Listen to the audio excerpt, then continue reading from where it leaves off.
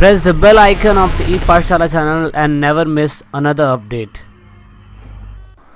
So again दोस्तों बहुत बहुत स्वागत है आपका ई पाठशाला के चैनल पे। और साथियों मेरा नाम विजय है। आप मेरे साथ क्लास 9 की हिस्ट्री का चैप्टर नंबर 3 यानी कि Nazism and the rise of Hitler chapter पढ़ रहे हैं। ये वीडियो का सेकंड पार्ट है। इससे पहले वीडियो का पहला पार्ट अपलोड हो चुका है। आप अगर उसको देखते हैं तो ही आप सेकंड पार्ट समझ पाएंगे।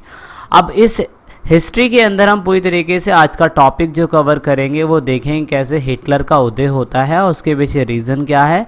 देन हम देखेंगे कैसे जब हिटलर आता है सत्ता के अंदर तो वो लोकतंत्र का डिस्ट्रक्शंस कैसे कर देता है, डेमोक्रेसी का विनाश कैसे कर देता है और पूरी तरीके से वो अर्थव्यवस्था को 2.2 में पुनर्निर्माण करने की कोशिश करता है और अपनी जान गंवा बैठता है।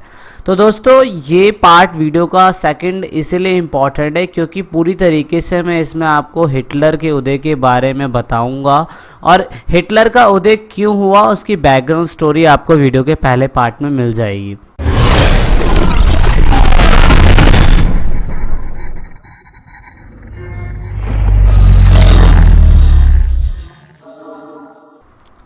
तो जिस तरीके से अर्थव्यवस्था खराब हो रही थी, राजनीतिक और समाज के अंदर बहुत ज़्यादा संकट आ रहे थे ना, तो उस टाइम पे मैं कह सकता हूँ कि हिटलर का सत्ता में आना उसका पूरी तरीके से रास्ता जो है वो साफ हो चुका था। एक्चुअली हिटलर जो था वो ऑस्ट्रिया के अंदर जन्मा था और 1889 के अंदर उसका जन्म हुआ था और बेहद गरीब परिवार से बेचारा क्या कहते हैं उस समय था। रोजी रोटी की इसको भी दिक्कत थी क्योंकि जब सिंपल सी बात है पहले विश्व युद्ध के अंदर ये खुद ही जर्मनी के ऊपर इतनी हार्श ट्रीटी लग गई थी, तो ये भी उसी में से ही था जिसके ऊपर इन हार्श ट्रीटी का अंजाम इसे झेलना पड़ रहा था। तो शुरुआती समय में मैं बताऊं तो फौजी के नाम पर इसने क्या कहते हैं एंट्री मारी थी और उसके बाद फिर ये मैसेंजर बना था। देन इसने बहुत सारे वॉर जीतने के बाद इसको काफ़ी कुछ मेडल भी प्राप्त हुए थे। अब जर्मनी सेना जो है वो बहुत ज़्यादा आग बबूली हो रखी थी। क्यों? क्योंकि 1919 के अंदर जर्मनी के ऊपर जो वार्सा संधि लगाई गई थी और उसके ऊपर इतनी गंदे तरीके से जो हार्श ट्रीटी हो रखी थी ना, उसकी वजह से जर्मनी के ये अडॉल्फ हिटलर जो है हमारे, इनको भी दिक्कत थी। क्यों? क्योंकि फौजी आदमी थे शुरुआत से और सिंपल सी बात है जर्मनी के ऊपर अगर कुछ बात होगी तो इनको भी प्रॉब्लम होगी। दैट इज़ वाई उन्होंने उस टाइम पीरियड पर 1919 के अंदर वर्साइल ट्रीटी जो हुई थी, प्लीज़ कमेंट करिए कि कब हुई थी, कौन से सन में हुई थी। और 1919 में इसी वजह से उन्होंने एक छोटा समूह ज्वाइन करा था जिसे जर्मन वर्कर्स पार्टी कहा जाता है। तो this is the symbol of German workers party.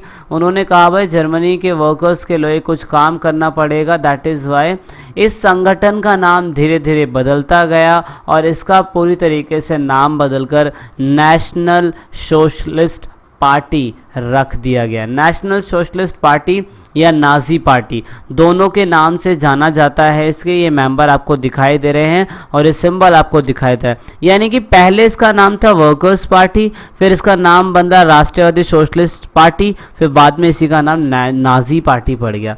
तो नाजी पार्टी का उदय इस तरीके से होता है। नाजी पार्टी बोल लीजिए, नाथसी पार्टी बोल लीजिए, कुछ भी बोल लीजिए। अब ना ये बंदा धीरे धीरे करके पूरी तरीके से सत्ता के अंदर आने की कोशिश करता है। अब क्योंकि यहाँ पर सरकार पहले से वाइमर गणराज्य आपको याद होगा चल रही थी और उसने भी क्या कहते हैं शुरुआती समय में जो क्रॉप्स थी उनके पास, उन लोगों के तहत उसने बहुत सारे जो क्या कहते हैं दंगे हो रहे थे, धरने हो रहे थे सरकार के खिलाफ, वो भी सरकार ने दबाने की कोशिश करी थी। लेकिन अब दोबारा से सरकार को एक और समस्या का सामना करना पड़ा। अब यहाँ पे क्योंकि 1923 का टाइम पीरियड ऐसा था, अगर आपको ध्यान हो को 1923 के टाइम पीरियड में तो पूरी तरीके से पूरे जर्मनी के अंदर रोजगार की व्यवस्था चरमराई हुई थी। सो दैट इज़ वाई यहाँ पे 1923 के अंदर टर्निंग पॉइंट आता है और यहाँ पर 1923 के अंदर पूरी तरीके से कोशिश की जाती है कि बर्लिन की सत्ता जो है जर्मनी के हिटलर जो है अपने हाथों में ले ले। और उसने इसका दुशासन भी करा था, यानी कि उसने उसको असफल रहा, मतलब सत्ता को कब्जाने की कोशिश तो करी थी, असफल रहा, उन्हें गिरफ्तार कर लिया गया और बाद में काफ़ी समय बाद जाके इन्हें नहीं रहा करा गया। क्यों? क्योंकि उस टाइम पे मैंने आपको बताया था कि उस टाइम पीरियड के अंदर जर्मन पार्लियामेंट थी और वहाँ पे एक सरकार थी और वो सरकार नहीं चाहती थी किसी प्रकार के दंगे हो। देशद्रोह के नाम पर उस समय पे हिटलर को कैप्चर कर लिया गया था, लेकिन सिंपल सी बात है, आगे समय बीतता चला गया, महामंदी का दौर और तेज़ी से आने लग गया, जनता बेहाल हो रखी थी। अब जब जनता बेहाल हो रखी थी तो उससे बड़ी प्रॉब्लम समस्या और बढ़ती गई कि 1929 के टाइम पे बैंक दिवालिया होते जा रहे थे। क्यों? बैंकों ने इतनी ज़्यादा करेंसी छाप दी कि बेचारे उनकी करेंसी की वैल्यू ही गिरती जा रही थी। काम धंधा काफ़ी हद तक बंद हो चुका था, मज़दूरों को बेरोजगारी की ज़िंदगी जीनी पड़ रही थी, लाचारी और भुखमरी इन सभी लोगों को सता रही थी। इसी वजह से अब फाइनली 1929 के अंदर नाजी पार्टी जो है ना, अब वो कोशिश करती है कि जर्मनी की जो संसद है, जिसे राइक्सटाग बोला जाता है, उसके लिए वो चुनाव लड़ेगी। दैट इज़ वाई 1929 के अंदर चुनाव लड़े गए और ऐसा कहा जाता है कि शुरुआती समय में 1929 के अंदर जब चुनाव लड़े गए थे तो उनको ज़्यादा सपोर्ट नहीं मिला था। 1928-1929 के टाइम पे उन्हें सिर्फ 2.6% ही वोट मिली थी, लेकिन जब 1932 का टाइम आया और दोबारा जब चुनाव करवाए गए तो 37% उनकी पार्टी को वोट मिला। और कह सकते हैं कि ये एक नाजी पार्टी का, क्या कहते हैं, नाज़ी पार्टी का उस समय पे एक पुनर्जन्म मान लीजिए कि उस समय पे लोग इनको चाहने लग गए थे। क्यों? क्योंकि लोगों को चाहिए ऐसा ऑप्शन जो उस समय पे उनको इन सारी समस्याओं से निकाल सके, क्योंकि जर्मनी बहुत ज़्यादा बेहद तरीके से समस्याओं से जूझ रहा था, लोगों को रोजगार उपलब्ध करवाना था। अब वाई जर्मनी की पार्टी जो थी इस टाइम पीरियड पे, जो नाज़ी पार्टी थी, उतनी आगे क्यों गई, उसके पीछे रीज़न था हिटलर को लेके। Hitler was one of that person. जिस समय हिटलर का उदय होता है उसकी सबसे बड़ी खासियत ये थी कि वो वक्ता बहुत अच्छा होता है। वो बंदा अपने शब्दों को इस तरीके से बोलता था कि उनके भाषण में उनकी शक्तिशाली राष्ट्रीय भावना दिखाई देती थी।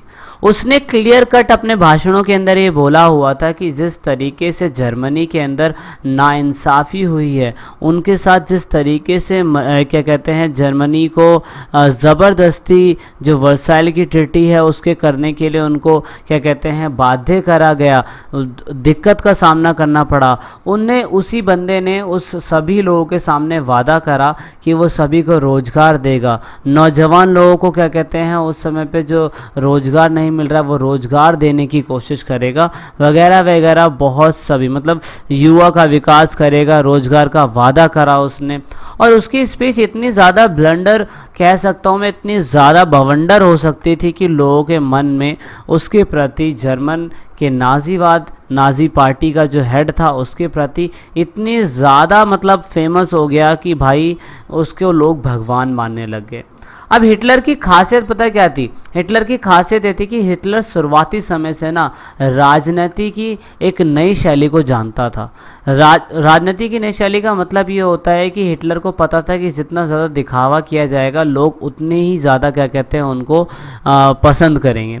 इसी वजह से, क्या कहते हैं, जर्मन के अंदर जब ये पार्टी आती थी तो उसके समर्थन के लोग रैलियां निकालते थे, अपने विशाल विशाल रैलियां निकालना, झंडे हैं, बैनर्स हैं, पैम्पलेट्स हैं, तालियों की रस्म है, लाल झंडे, ये सब उस समय पे नाज़ी पार्टी धूमधाम तरीके से प्रचार करती थी।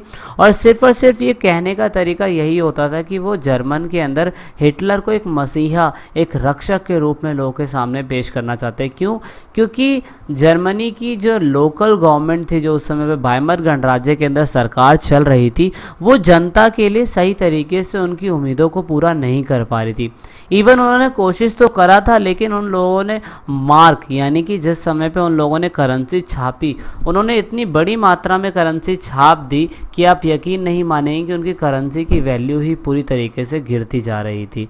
सो दैट इज़ वाई ये प्रॉब्लम थी और जर्मनी के अंदर उस समय पे हिटलर एक मसीहा की तरह उभरा। अब क्योंकि अब जब 27% उनकी पार्टी को वोट मिला, 27%, तो 27% अमाउंट बड़ा तो नहीं होता है, लेकिन 27% किसी भी सरकार को उस समय गठबंधन सरकार बनाने के लिए बहुत कुछ होता है। तो इस तरीके से मैं कह सकता हूँ कि हिटलर को जो एक मसीहा के रूप में पेश करा गया था, उसका पीछे रीज़न सिर्फ और सिर्फ यही था कि जो बेचारे बेरोजगार लोग उस समय पे जर्मनी के अंदर रह रहे थे ना, उनको एक आशा की किरण दिखाई दे सके। दैट इज़ वाई राजनीतिक रूप से जर्मनी के अंदर हिटलर बहुत तेज़ी से आगे बढ़ा और हिटलर ही उन लोगों के लिए सिर्फ एक आशा की किरण थी। क्यों, वो आप समझ सकते हैं।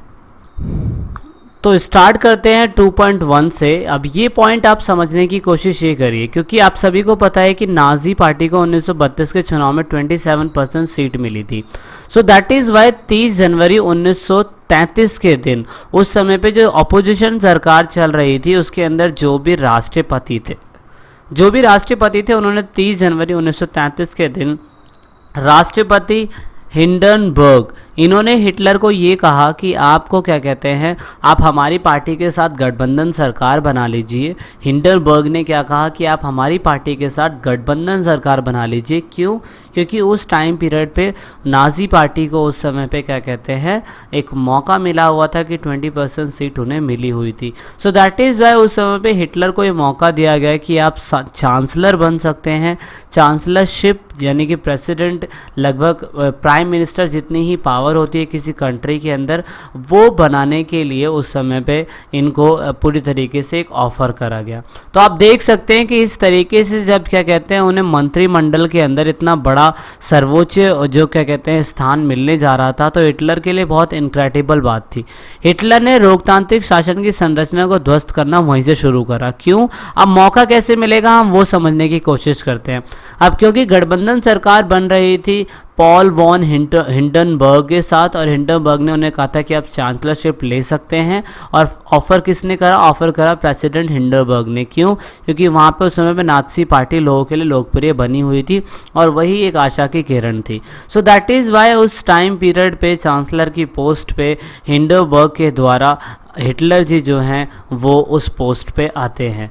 तो जब वो उस पोस्ट पे आते हैं ना, तो उस समय पे जब वो क्या कहते हैं सेरेमनी होती है फरवरी के महीने टाइम पीरियड में, क्योंकि जनवरी की बात हो रही थी, फरवरी में क्या कहते हैं फिर इनकी मुलाकात होती है। कहाँ पे मुलाकात होती है? पार्लियामेंट के अंदर।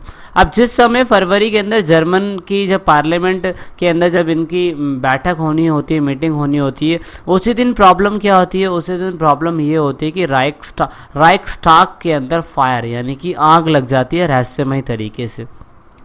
इस तरीके से ऐसा कहा जाता है कि शायद से इनलीगल रूमर्स फैलाए गए थे और ये कहा गया था कि जर्मनी की सरकार नाज़ी पार्टी क्योंकि शपथ लेने जा रही थी या मीटिंग करने जा रही थी, दैट इज़ वाई ऑपोजिशन सरकार ने, जिस समय पे ऑपोजिशन सरकार बायमर गणराज्य, अगर आपको ध्यान हो, बायमर गणराज्य ने शायद से राइक्सटाग के अंदर जानबूझ के आंख लगाई थी, और ये मैसेज डायरेक्टली कहीं ना कहीं हिटलर को जाके मिलता है।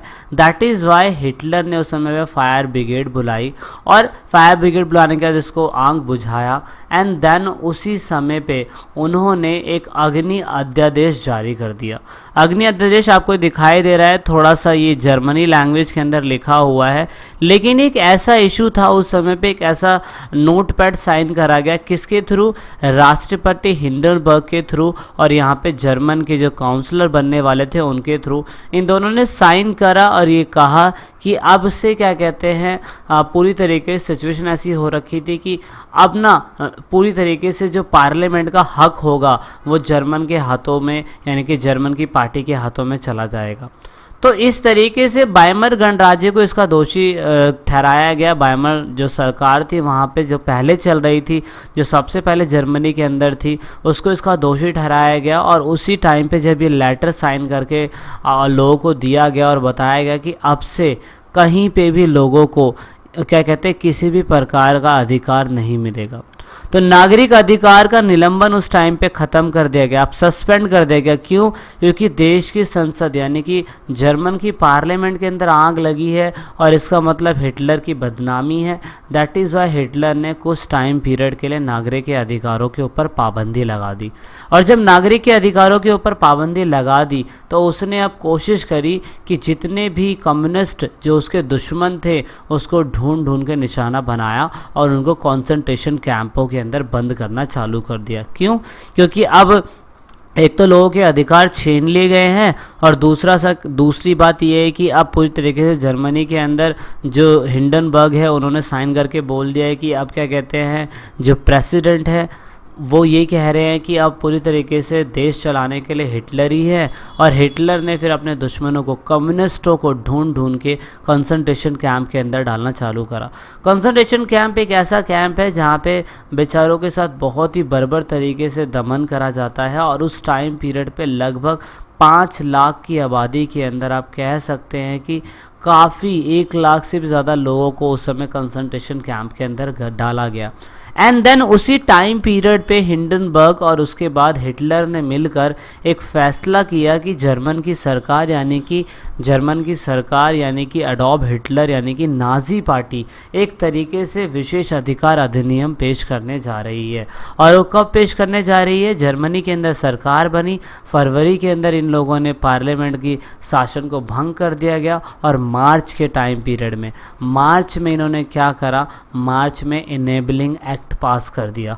अब इनेबलिंग एक्ट एक तरीके का तानाशाह शासन बोल सकता हूं मैं, जो जर्मनी के अंदर स्टार्ट होने जा रहा है। अब इनेबलिंग एक्ट जो है वो किस तरीके का एक्ट है? इस एक्ट में हिटलर को सभी शक्तियां मिल गई और जर्मनी का तानाशाह उसे बना दिया गया, और तानाशाही शासन की उसने स्थापना कर दी, यानी कि dictatorship. I hope you getting my point कि कैसे हिटलर ने तानाशाह शासन की स्थापना करी। अगर राइक्सटाग पार्लियामेंट के अंदर अगर फायर आग नहीं लगी होती तो शायद से ये सारी सिचुएशन नहीं होती। अब हिटलर को इसका फ़ायदा हुआ, दैट इज़ उसने तानाशाह शासन इस्टेब्लिश कर दिया। और आपको याद होगा उसने लोगों से अपने इलेक्शन के टाइम पे ये भरोसा भी दिलाया था कि सभी को रोज़गार देगा, सभी को सारी सिचुएशन जो है वो ठीक करेगा। तो इनेबलिंग एक्ट के थ्रू ये सारी चीज़ें होंगी बाद में जाके। सभी राजनीतिक दल, ट्रेड यूनियन सभी पे बैन कर दिया गया, और यहाँ पर सिर्फ और सिर्फ नाज़ी पार्टी के पास ही एक अधिकार था, मोनोपोली क्रिएट हो रखी थी। हिटलर के लिए अर्थव्यवस्था, मीडिया, सेना, न्यायपालिका सब पे क्या कहते हैं पूरी तरीके से नियंत्रण किसका हो गया? हिटलर का। क्यों? इस सिचुएशन की वजह से। तो पेपर के पर्पस से इनेबलिंग एक्ट बहुत ज़्यादा ज़रूरी है, जो पेपर के अंदर पूछा जा सकता है। तो आइए अब आगे देखते हैं आगे भी यहाँ पे क्या होता है। अब जिस तरीके से बेहिसाब तरीके से जब जर्मनी आगे बढ़ रही थी, तो जर्मनी ने अपने विशेष अधिकारियों को निगरानी रखने के लिए और लोगों के ऊपर निगरानी रखने के लिए बहुत तरीके की पुलिसों का निर्माण करवाया। ये सारी पुलिस आपको दिखाई दे रही है, रेगुलर पुलिस है, स्ट्रॉन्ग पुलिस है, एक ये पुलिस स्पेशल है जिसको इन लोगों ने गेस्टोपो कहा गया। गेस्टोपो एक तरीके की सीक्रेट पुलिस थी, इनके पास बहुत तरीके के क्या कहते हैं उस टाइम पीरियड पे पावर थी। जैसे कि एग्जांपल के लिए ये पावर, लोगों को गेस्टोपो जो थे वो लोग क्या कहते हैं यातना शिविर के अंदर यानी कि कंसंट्रेशन चैम्बर्स के अंदर डाल सकते थे। जो भी उस समय पे रशिया के जो भी उस टाइम पे जर्मनी की सरकार के खिलाफ कुछ भी बोलता है, उस समय पे इनके पास अधिकार थे कि या तो वो उन्हें गिरफ्तार करके जेल भेज सकते हैं। तो आप देख सकते हैं कि इतनी सारी जो पुलिस फोर्स बनाई गई थी सिर्फ और सिर्फ इसी वजह से कि कड़े कानून लागू हो जाए पूरी तरीके से और लोग जर्मनी पार्टी के खिलाफ कुछ ना बोले। तो जिस टाइम पीरियड पे ये इस्टेब्लिशमेंट हो चुका था, तो अब जर्मनी का कंट्रोल पूरी तरीके से हिटलर के हाथ में आ चुका था, और हिटलर ने अर्थव्यवस्था को पटरी पर लाने के लिए जिम्मेदारी सौंपी। तो किसको सौंपी? वो था बंदा हालमार्च सख्त जो है उस टाइम पीरियड पे इकोनॉमिस्ट व्यक्ति थे। सख्त ने सबसे पहले यही कहा कि हमें सरकारी पैसे जो भी है ना उसको क्या कहते हैं पूरी तरीके से जो राज्य के पास हमारे पास पैसा बचा हुआ है उसको हमें जॉब क्रिएट्स करने में लगाना पड़ेगा। सो दैट इज़ वाई उस समय कार, फोक्सवैगन जैसी परियोजना चलाई गई, सुपर हाईवे बनवाए गए जर्मनी के अंदर। और ये बैनर आपको यही दिखाने की कोशिश करता है कि उस समय पे अब गरीब से गरीब बंदा जर्मन की फोक्सवैगन कार जो है वो खरीद सकता है। क्यों? क्योंकि यहाँ पर अब जर्मनी सरकार पूरी तरीके से एक बंदे के हाथों में आ चुकी है। अब फैसला लेना सरकार के हाथ में है पूरी तरीके से। दैट इज़ वाई यहाँ पे अब पूरी तरीके से जो क्रिएशन ऑफ जॉब है वो स्टार्ट करी जाएगी। दूसरा, अब 1932 के अंदर ये होता है, फिर 1933 के अंदर क्या होता है, जर्मन की सरकार लीग ऑफ नेशन से अपना हाथ खींच लेती है और 1936 के अंदर दोबारा से क्या कहते हैं, जो जर्मनी ने कभी उनके राइनलैंड के इलाके जो कब्जाए हुए थे वो जर्मनी सरकार ने उनसे छीन लिए। तो दैट इज़ वाई ये बहुत बड़ा टर्निंग पॉइंट रहा उनके जीवन का, जर्मनी के लोगों के लिए। 1938 के अंदर उन्होंने क्या करा कि ऑस्ट्रेलिया की सरकार जो है, ऑस्ट्रेलिया का जो लैंड है वो अपने अंदर मिला लिया। एंड देन उसके बाद ऑस्ट्रेलिया के साथ साथ जो जर्मनी में जो ऑस्ट्रेलिया के बाहर के इलाके थे, जैसे कि मैं एग्जांपल देना चाहता हूँ, तो उसके बाद उन्होंने क्या करा कि जब उन्होंने ऑस्ट्रेलिया के हिस्से को अपने टेरिटरीज में मिला लिया, देन उसके बाद उन्होंने चेकोस्लोवाकिया के जो इलाके थे उन पे भी कब्जा करने की कोशिश करी। इवन चेकोस्लोवाकिया के अंदर जो जर्मन भाषी स्टेट्स थे ना, उन पर ही पूरी तरीके से उन्होंने क्या कहते हैं कब्जाने की कोशिश करी और फिर पूरी तरीके से चेकोस्लोवाकिया को क्या कहते हैं हड़प लिया। इस तरीके से आप देख सकते हैं कि कैसे जर्मनी जो है अपने पैर फैलाता ही जा रहा है। अब इसके दौरान इंग्लैंड भी खामोश था उस टाइम पीरियड पे, जिस टाइम पीरियड पे क्या कहते हैं इंग्लैंड ने कहा कि हाँ भाई तुम्हारे साथ जो वर्साइल ट्रीटी हुई थी, वर्सा की जो ट्रीटी हुई थी वो बहुत ही ज़्यादा नाइंसाफ़ी तरीके से हुई थी। लेकिन अब यहाँ पे प्रॉब्लम क्या आती है, हिटलर जो है वो यहीं नहीं रुका। उस टाइम पीरियड पे शाक्त जो थे उन्होंने हिटलर को सलाह भी दी थी कि सेना और हथियार के अंदर ज़्यादा पैसा खर्च ना करें। क्यों? क्योंकि सरकारी बजट अभी भी घाटे में चल रहा है। इसीलिए यहाँ पर सख्त ने सलाह दी थी जर्मनी के हिटलर को। लेकिन हिटलर जो है, जो भी हिटलर के खिलाफ जाता था हिटलर उसे हटा देता था। So that is why Hitler ने भी क्या कहते हैं उस टाइम पीरियड पे सख्त को उनकी क्या कहते हैं पावर से हटा दिया। और उस टाइम पीरियड पे अगर वो सख्त की बात मानते तो शायद से जर्मनी आज कुछ और शक्ल में होता। अब समय बदला, समय बदलने के बाद यहाँ पर अब वो अपने एक्सपेंशन को बहुत तेज़ी से बढ़ा रहा है। इसीलिए सितंबर 1939 के अंदर उन्होंने क्या करा, पोलैंड के हिस्से पे हमला कर दिया, जो उसकी सबसे बड़ी प्रॉब्लम या सबसे बड़ी मिस्टेक मैं बोल सकता हूँ। दैट इज़ वाई फ्रांस और इंग्लैंड भी युद्ध के अंदर आ चुके थे। क्यों? 1940 में फिर जर्मनी ने क्या करा, इटली और जापान के साथ एक ट्रायंगुलर क्या कहते हैं संधि कर ली और ये कहा कि वॉर के टाइम पीरियड पे क्या कहते हैं आपको हमारी मदद करनी पड़ेगी। इसीलिए अब यहाँ पे 1940 में जब जर्मनी, इटली और जापान एक साथ हो चुके थे और पोलैंड पर हमला करने के बाद यहाँ पर फ्रांस और इंग्लैंड अलग थे। क्यों? क्योंकि फ्रांस का राइनलैंड उन्होंने पहले ही छीन लिया 1936 के अंदर जर्मनी ने, और फ्रांस उसी वजह से गुस्साया हुआ था। सो दैट इज़ वाई यहाँ पर हिटलर ने अपनी ताकत को बहुत हाई पीक पे लेके चला गया था वो 1940 तक। 1932 में सरकार बनी थी और 1940 लगभग 8 साल के बीच में पूरी तरीके से जर्मनी जो है वो काफ़ी ज़्यादा वो बहुत आगे निकल चुका था। 1940 का टाइम पीरियड ये था और अब हिटलर जो है अपनी सारी की सारी पावर यूरोप के इलाकों में भी दिखाना चाहता था। क्यों? क्योंकि जर्मनी के अंदर जनता को संसाधनों की और रहने की ज़रूरत थी, जगहों की ज़रूरत थी।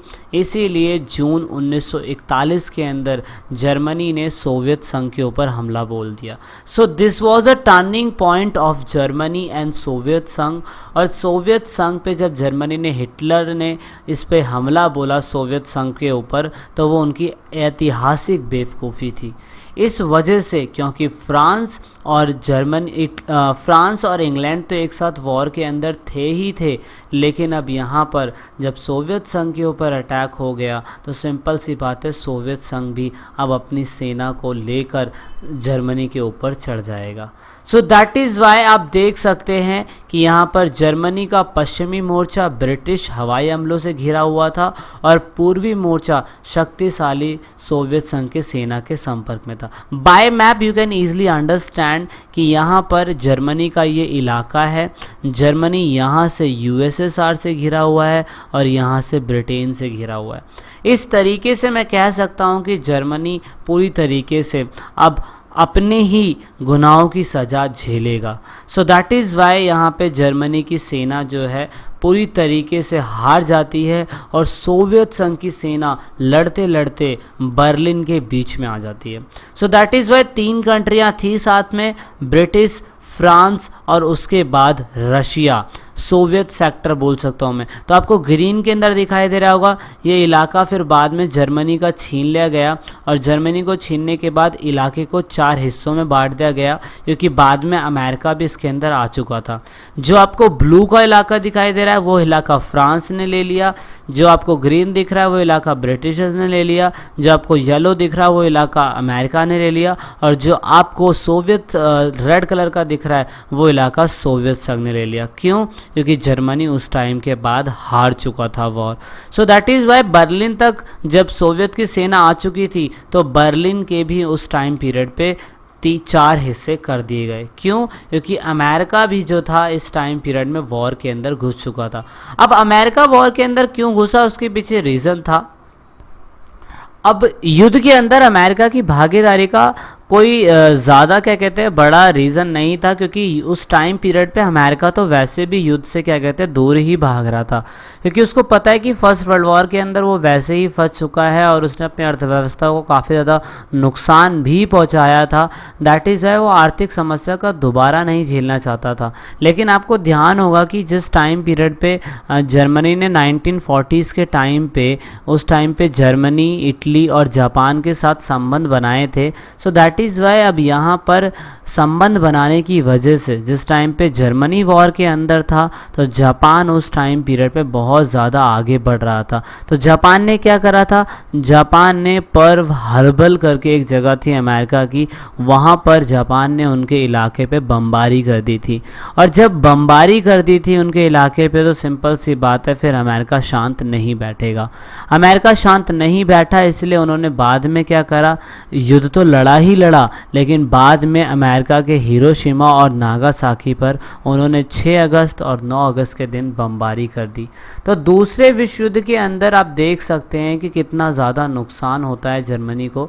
जर्मनी को पूरी तरीके से उनकी टेरिटरी उनसे छीन ली जाती है और सारा का सारा इलाका 4 कंट्रियाँ आपस में बांट लेती है और बहुत बड़े लेवल पर यहाँ पे जापान को भी नुकसान होता है, इवन इटली को भी इसका इम्पैक्ट पड़ता है। तो मैं कह सकता हूँ कि इस तरीके से इस 8-9 साल के अंदर जो जर्मनी की पार्टी थी उसने कैसे पूरी तरीके से जर्मनी की हिस्ट्री को क्रिएट करा, किस तरीके से उसने क्या कहते हैं अपनी पावर को बढ़ाने की कोशिश करी वगैरह वगैरह, बहुत कुछ मटेरियल क्या कहते हैं आपको और भी ज़्यादा आगे सीखने को मिलेगा। इसमें हमने ये जाना कि बस हिटलर जो था वो कैसे आया, क्यों आया, क्या किया, ये सब। सो गाइज इतना ही है इस वीडियो के पार्ट में, मिलते हैं नेक्स्ट पार्ट में। So this is the this part. तो लास्ट में दोस्तों अगर आप वीडियो को देख रहे हैं और ई पाठशाला चैनल के आप सब्सक्राइबर हैं या नए सब्सक्राइबर हैं तो ई पाठशाला की टीम से आप सभी को यही रिक्वेस्ट है कि आप इन सभी वीडियो को अपने दोस्तों के साथ शेयर ज़रूर करें और कोशिश करें कि आप दूसरों को शेयर करवाने के लिए बोलें, क्योंकि आप जितना वीडियो को शेयर करेंगे उतना ही हम और लोगों की मदद कर पाएंगे, क्योंकि पढ़ेगा इंडिया जब भी बढ़ेगा इंडिया। तो वीडियो के लास्ट में वीडियो को एंड तक देखने के लिए, चैनल को सपोर्ट करने के लिए बहुत बहुत धन्यवाद। जय हिंद, जय भारत।